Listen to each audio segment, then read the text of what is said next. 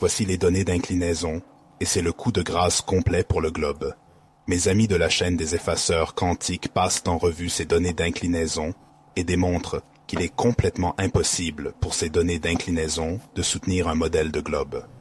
Cela ne pourrait fonctionner que sur un modèle de Terre plate, et c'est la fin de partie pour tous les pilotes globistes et pour la Terre globe dans son ensemble. Maintenant, c'est une vidéo un peu longue, mais restez à l'écoute et regardez-la en entier car ils expliquent exactement comment un avion vole, comment cela ne fonctionne pas sur un globe, et comment les données d'inclinaison détruisent complètement l'idée que la Terre est un globe. D'accord. Si vous parliez d'un globe, ce serait une ligne droite, ce qui placerait l'avion à 142 miles, juste au-dessus de ce point de 1000 miles sur le globe. Et si nous enlevons les 6 miles d'altitude, c'est 126 miles. Donc techniquement, selon les données d'inclinaison et les données réelles du vol réel, l'avion était à 126 miles de décalage par rapport au globe. Les avions ne pourraient pas exister si la Terre était un globe. Les voyages en avion et les avions ne peuvent exister que parce que la Terre est une surface plane qui permet aux gens d'aller de A à B en ligne droite, car c'est la seule façon dont un avion peut voler. Il ne peut pas voler autour d'une surface courbe, car cela signifierait perdre de la portance. C'est, vous l'avez vu plus tôt, nous avons tous vu cela. C'est l'indicateur d'attitude. Alors que deux lignes oranges traversent cette ligne noire avec ce point orange au milieu, c'est 0 degré. C'est l'horizontale du gyroscope. La ligne violette ici représente une moyenne au-dessus de l'horizontale pendant le vol. Donc tout ce qui est en dessous de là où se trouvent ces deux lignes oranges serait une inclinaison en dessous de l'horizontale. D'accord? Les lignes oranges indiquent où se trouve la ligne rose. La ligne violette représente ce qui élève ou abaisse. La ligne noire représente le 0 degré. Si la ligne violette se situe en dessous des deux lignes oranges, cela indiquerait une inclinaison inférieure à l'horizontale. Pendant le vol, le pilote maintiendra une inclinaison moyenne au-dessus de la ligne noire, qui pourrait être légèrement ajustée. Pour aller plus vite, rapprochez-vous de la ligne noire. Pour aller plus lentement, éloignez-vous de la ligne noire. Mais le point est, ce sera toujours de Vancouver à Miami ou de votre maison à celle de votre ami à 100 miles de distance. Cela sera toujours au-dessus de l'horizontale, au-dessus de cette ligne noire, car ils ne peuvent pas s'incliner en dessous de nous. D'accord? Sans portance. Cette ligne bleue au centre est légèrement sous le milieu, mais la ligne bleue, le long du milieu, c'est votre 0 degré, vous avez une ligne qui monte, d'accord? La ligne traversant l'aile s'appelle la ligne de corde. Une autre ligne bleue au-dessus de l'aile est également appelée ligne de corde. Au bas du diagramme, une autre ligne bleue continue est également appelée ligne de corde. D'accord? Si la même aile est inclinée au-dessus de l'horizontale dans une partie du diagramme. Dans l'autre partie du diagramme, elle est inclinée en dessous. D'accord. Maintenant, vous avez une autre ligne, une ligne brisée sur la partie supérieure du diagramme, une ligne brisée dentelée avec la ligne de portance nulle écrite dessus. D'accord? Et vous avez la même chose en bas, vous avez la même ligne dentelée, mais elle n'est pas à un angle avec la ligne de portance nulle écrite dessus également. Cette ligne de portance nulle au-dessus, sur la partie supérieure, c'est quand l'avion ou le pilote incline trop au-dessus de l'horizontale. Ce qui se passe, c'est qu'ils atteignent un point où l'avion cesse de générer de la portance. Ils atteignent un point de décrochage, ce qui signifie qu'ils ne peuvent plus piloter l'avion correctement. Et celui-ci peut alors tomber du ciel car il ne génère plus de portance en étant trop incliné.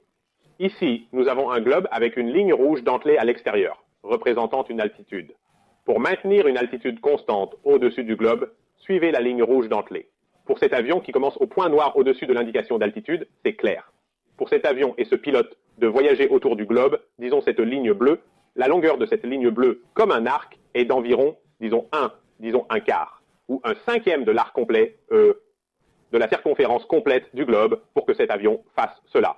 Puis, petit à petit, d'accord, ce pilote, dès le moment où ils atteignent l'altitude de croisière, ils ne peuvent être horizontaux, techniquement d'un point de vue mathématique, que pendant 1 seconde après cela, ils doivent avoir une inclinaison accumulée en dessous de l'horizontale pour suivre cette ligne rouge autour de l'extérieur du globe.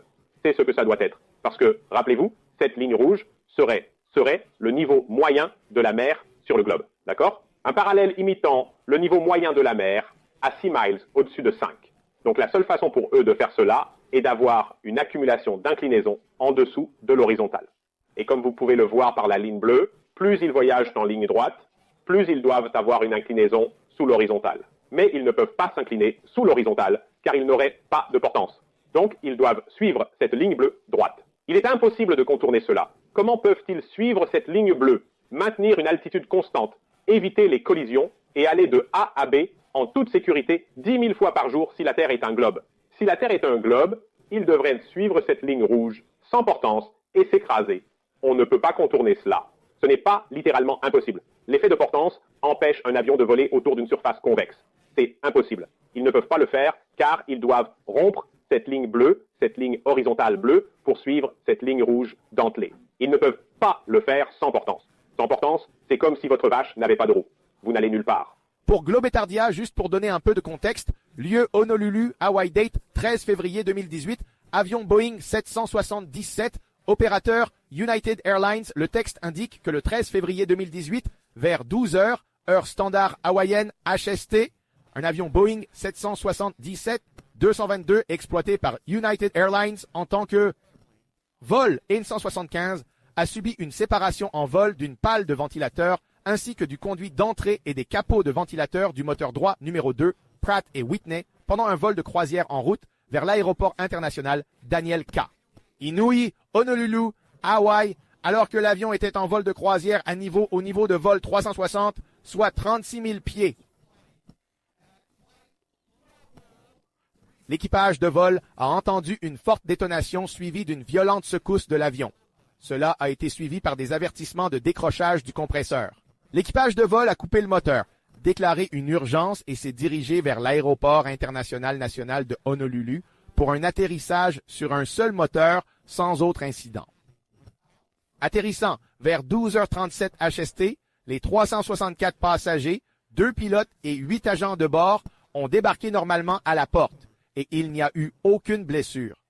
L'avion fonctionnait comme un vol régulier conformément aux dispositions du Code des règlements fédéraux 14 CFR partie 121 de l'aéroport international de San Francisco, Californie à HNL.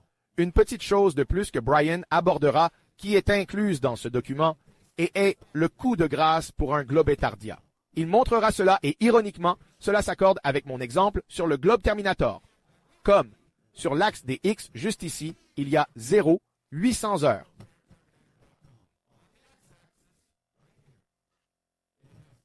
Je vais passer à 1010 heures. C'est un vol de 2 heures et une moyenne de 500 miles par heure. Le soleil brille. Je voulais juste souligner cela, Brian. Va aborder cela dans sa présentation sous peu. Il n'y aura pas de descente sans que l'altitude de l'avion ne change, ce qui signifie qu'ils ont dû changer d'altitude. Et donc, ils ont dû descendre pour ce moment, mais après cela, ils sont remontés. Et c'est de retour à la tenue. Et au-dessus de l'inclinaison horizontale, la ligne orange étant l'inclinaison. Et j'ai mis une ligne bleue ici à 0 degré. Comme vous pouvez le voir très clairement, à aucun moment, cette ligne orange ne descend en dessous de la ligne bleue. À 2 points, cela semble légèrement différent. Au premier point, plus prononcé, il y a un changement d'altitude, indiquant que l'avion a descendu, ce qui signifie une pression vers le bas, n'est-ce pas? Puis se stabilise à nouveau, puis descend légèrement à nouveau, n'est-ce pas? Puis se stabilise à nouveau. Et chaque fois qu'il se stabilise, l'inclinaison est de retour au-dessus de la ligne bleue, qui est au-dessus de 0 degré, qui est au-dessus de l'horizontale comme il se doit à cause de la portance, n'est-ce pas? Comme vous le voyez, ils ont une élévation de l'altitude. Cela correspond à l'inclinaison. Et puis ils se stabilisent à nouveau, et puis ils atterrissent. Et quand vous voyez cette ligne ondulée à la fin, c'est à quoi ressemble toujours l'atterrissage, car il y a beaucoup de mouvements de tangage et de mouvements de haut en bas pour l'atterrissage. C'est donc ce à quoi ressemble l'atterrissage sur les données de tangage, n'est-ce pas? Mais il est totalement évident, sans l'ombre d'un doute, qu'à aucun moment il n'y a quoi que ce soit. Qu'il n'y a aucun point où il n'y a pas une constance au-dessus de l'horizontale ici. Et cela depuis que l'avion a décollé. Vous parlez de près de 08 heures du matin jusqu'à, vous parlez de midi et demi dans la journée. C'est donc plusieurs heures de plus. C'est identique à la dernière ligne que j'ai ajoutée en sépia pour le public. Il pourrait le voir plus clairement. Certaines personnes, comme Nathan, qui est daltonien, peuvent avoir des problèmes de couleur. Cela pourrait les aider à mieux le voir. La ligne noire indiquant l'inclinaison et celle en dessous avec le mot inclinaison, n'est-ce pas? 0 degré. Et l'inclinaison est au-dessus de cela à tout moment. D'accord. Donc, il n'y avait pas moyen de contourner cela. Voici les données réelles. La ligne arrière est une constante horizontale qui n'a jamais été brisée pendant ce vol, ni aucun autre vol. Si vous évoquez un vol de A à B, je ne parle pas d'acrobatie en vol. Je parle de passer du point A au point B. Cette ligne noire reste intacte. Ils doivent toujours rester au-dessus de cette ligne noire, ce qui signifie qu'ils ne la franchissent jamais et voyagent le long d'elle. Essentiellement, la section sur laquelle nous allons nous concentrer, d'accord, c'est de 08h05 du matin à 10h05 du matin.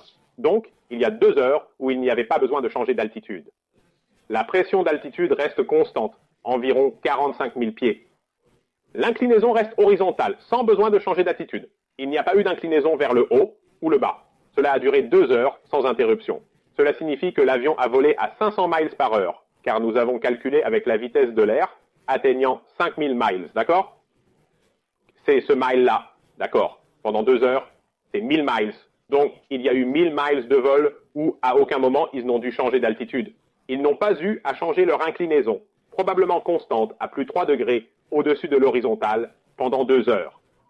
D'accord, ici, cette diapositive suivante que j'ai dessinée sur GeoGebra, d'accord? Donc, c'est du point A au point B, d'accord? Donc, pour cette fenêtre de 2 heures, d'accord? C'était 1000 mN/s. Maintenant, s'il ne pouvait jamais briser cette ligne bleue dentelée à aucun moment, d'accord? Cela signifie que l'avion a suivi cette trajectoire, il a suivi cette ligne bleue dentelée droite du point A au point B. Ce qui signifie que, techniquement, d'accord, si vous parliez d'essayer d'ajouter un globe, c'était 142 miles, d'accord?